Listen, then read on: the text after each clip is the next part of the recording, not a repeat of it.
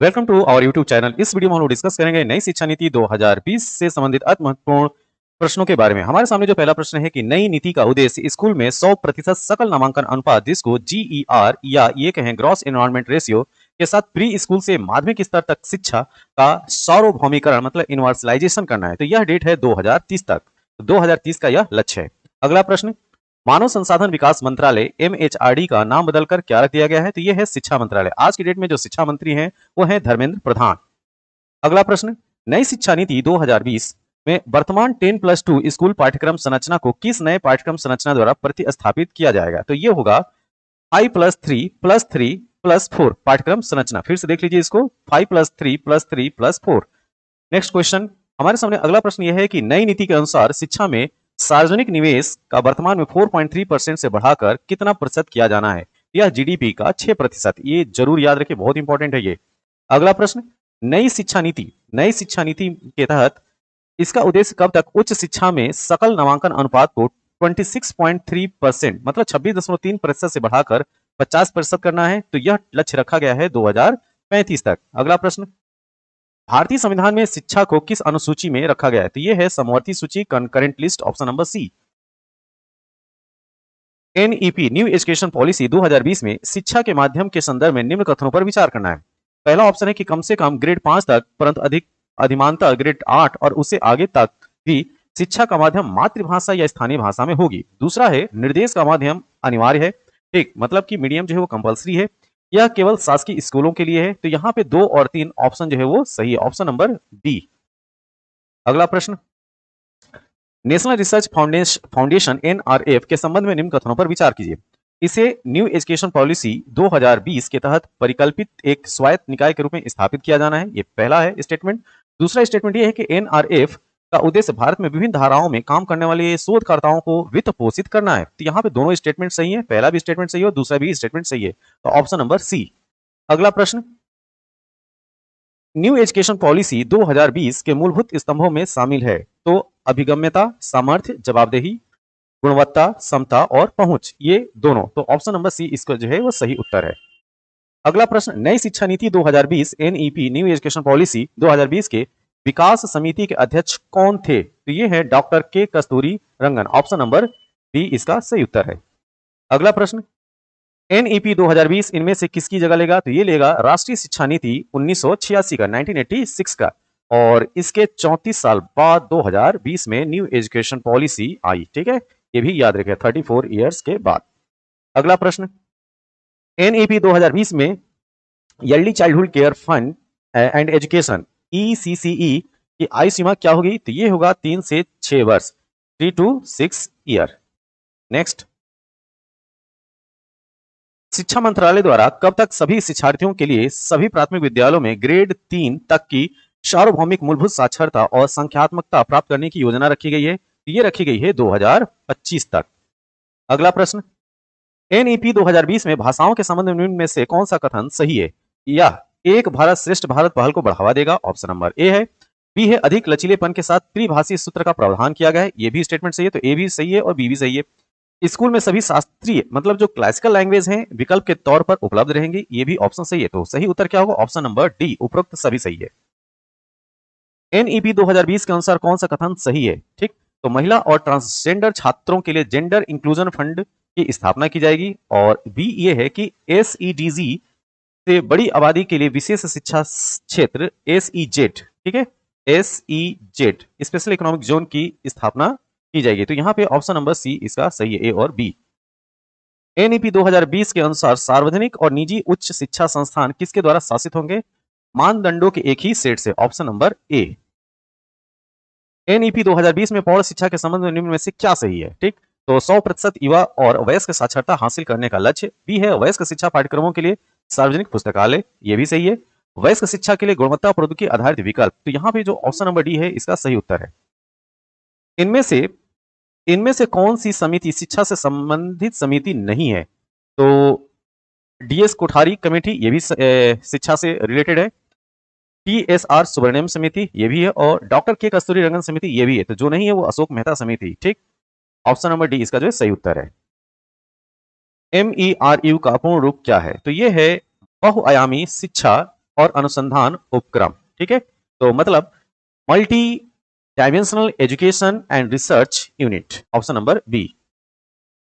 परख का पूर्ण रूप क्या है? तो यह है प्रदर्शन, मूल्यांकन, समीक्षा और ज्ञान का विश्लेषण, ऑप्शन नंबर बी। विश्व स्तरीय भारतीय इस संस्थान बहुविषयक शिक्षण और अनुसंधान के उच्चतम मानक स्थापित करते हैं और देश भर के विद्वानों और छात्रों की मेजबानी करते हैं। इनमें से कौन सा संस्थान एनईपी 2020 की सूची में शामिल है? यह है तक्षशिला, नालंदा और लब्बे, उपरोक्त सभी शामिल है, ऑप्शन नंबर डी। एनईपी 2020 में जेंडर इंक्लूजन फंड जीआईएफ क्या है? तो यह है सभी लड़कियों के लिए course, option number C. NEP 2020 के अनुसार भारतीय शिक्षा प्रणाली के ने चरक, नागार्जुन जैसे महान विद्वानों का सृजन किया है। इनमें से कौन इस सूची में शामिल नहीं है? तो आर्यभट्ट, बरामिहिर, भास्कराचार्य सभी शामिल है, तो ऑप्शन नंबर डी इसका सही उत्तर आंसर है। एनईपी 2020 के अनुसार एबीसी क्या है? तो एबीसी है एकेडमिक बैंक ऑफ क्रेडिट। ध्यान से देखिए इसको, academic bank of credit. NEP 2020 का उद्देश्य क्या है? स्कूल स्तर पर समावेशी और समान गुणवत्ता वाली शिक्षा, ऑप्शन नंबर ए सही है। उच्च शिक्षा स्तर पर समावेशी और समान गुणवत्ता वाली शिक्षा, ये भी सही है, तो इसका उत्तर होगा सी। एनईपी 2020 के तहत इनमें से किसमें प्राथमिकता दी गई है? ठीक है, तो शैक्षिक रूप से पिछड़े ब्लॉक, विशेष फोकस वाले जिले ये भी है, और 115 आकांक्षी जिले, तो इसका उत्तर है ऑप्शन नंबर डी। शिक्षक पर्व क्या है? यह है एनईपी 2020 के कार्यान्वयन के बारे में जागरूकता फैलाने हेतु कार्यक्रम। ठीक है, option number D. New education policy 2020 के तहत बालिकाओं के लिए न्याय संगत और गुणवत्तापूर्ण शिक्षा का लक्ष्य कैसे प्राप्त किया जा सकता है? तो समग्र शिक्षा 2.0 के तहत विशिष्ट प्रावधानों के माध्यम से सामाजिक आर्थिक रूप से वंचित समूहों के लिए समर्पित संसाधनों के आवंटन करके, लड़कियों के लिए अलग शौचालय की व्यवस्था करके। इसका जो सही उत्तर होगा ऑप्शन नंबर डी। कब से शिक्षण के लिए न्यूनतम डिग्री योग्यता 4 वर्षीय एकीकृत बीएड डिग्री होने जा रही है? तो ये होने जा रही है 2030 तक। ठीक, 2030 तक। राष्ट्रीय शिक्षा नीति 2020 के अनुसार 2035 तक उच्च शिक्षा में सकल नामांकन अनुपात कितने प्रतिशत तक बढ़ाया जाना है? यह है 50%। न्यू एजुकेशन पॉलिसी 2020 के अनुसार इनमें से किसे उच्च शिक्षा में एक मजबूत अनुसंधान संस्कृति को बढ़ावा देने और अनुसंधान क्षमता के निर्माण के लिए एक शीर्ष निकाय के रूप में स्थापित किया जाएगा? तो यह है national research foundation, option number C. नई शिक्षा नीति 2020 में विज्ञान क्षेत्र को किस नाम से जाना जाएगा? यह होगा steam, STEM, option number A. नई शिक्षा नीति 2020 के तहत किस संगठन का स्थानीय स्तर पर महत्वपूर्ण रोल रहेगा? तो यह है ग्राम पंचायत, ऑप्शन नंबर बी। नई शिक्षा नीति 2020 के अनुसार शिक्षा के वालों के मनोवैज्ञानिक विकास के लिए कौन सी प्रणाली अपनाई जाएगी? यह है खेल आधारित प्रणाली, ऑप्शन नंबर डी। नई शिक्षा नीति 2020 के तहत बच्चों के लिए निर्धारित किए गए कक्षा समय की अवधि क्या होगी? 35 से 40 minute, option number B. New education policy 2020 के अनुसार प्रौढ़ शिक्षक ढांचे को विकसित करने के लिए जिम्मेदारी निम्नलिखित में से किस संगठन को दी गई है? NCERT, option number B. राष्ट्रीय शिक्षा नीति 2020 किस पर बल देती है? तो लचीला बहुस्तरीय गति आधारित अधिगम, ऑप्शन नंबर ए। राष्ट्रीय शिक्षा नीति 2020 के अनुसार विद्यार्थियों के मूल्यांकन में किन किन आयामों की प्रगति व अद्वितीयता को शामिल करना चाहिए? तो संज्ञानात्मक, भावनात्मक, मनोगत्यात्मक, ऑप्शन नंबर सी। राष्ट्रीय शिक्षा नीति 2020 किसकी सिफारिश करती है? तो बहुभाषावाद। ठीक, राष्ट्रीय शिक्षा नीति 2020 के अनुसार अधिगम खाली स्थान होना चाहिए, कैसा होना चाहिए? प्रैक्टिकल होना चाहिए, प्रयोगात्मक, ऑप्शन नंबर सी। राष्ट्रीय शिक्षा नीति 2020 किस पर बल देती है? वैचारिक समझ पे, ऑप्शन नंबर डी। मूल्यांकन के संदर्भ में राष्ट्रीय शिक्षा नीति 2020 में छात्रों के लिए किस प्रकार का रिपोर्ट कार्ड प्रस्तावित किया गया है? तो ये है 360 डिग्री बहुआयामी report card, option number C. राष्ट्रीय शिक्षा नीति 2020 किस पर बल देती है? लचीला बहुस्तरीय गति आधारित अधिगम, ऑप्शन नंबर ए। राष्ट्रीय शिक्षा नीति 2020 किस उपागम के लिए शिक्षण शास्त्रीय बदलाव की अनुशंसा करती है? तो रटने पर आधारित अधिगम अवधारणात्मक समझ को, ऑप्शन नंबर बी। राष्ट्रीय शिक्षा नीति 2020 कब लागू की गई? तो 29 जुलाई 2020 को। राष्ट्रीय शिक्षा नीति 2020 के प्रावधानों को लागू करने वाला देश का पहला राज्य कर्नाटक है।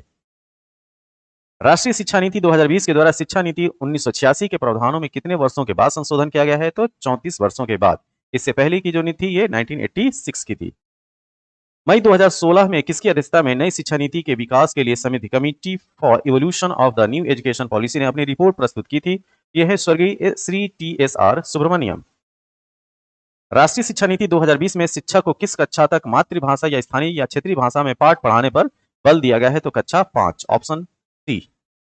भारत द्वारा 2015 में अपनाए गए सतत विकास एजेंडा 2030 के अंतर्गत 2030 तक सभी के लिए समावेशी और समान गुणवत्ता युक्त शिक्षा सुनिश्चित करने और जीवन पर्यंत शिक्षा के अवसरों को बढ़ावा दिए जाने का लक्ष्य शामिल है लक्ष्य 4 में। ठीक, यह वीडियो आपको कैसा लगा? जैसा भी लगा हो आप अपने सुझाव जो है कमेंट बॉक्स में जरूर दें। तब तक के लिए थैंक यू, धन्यवाद।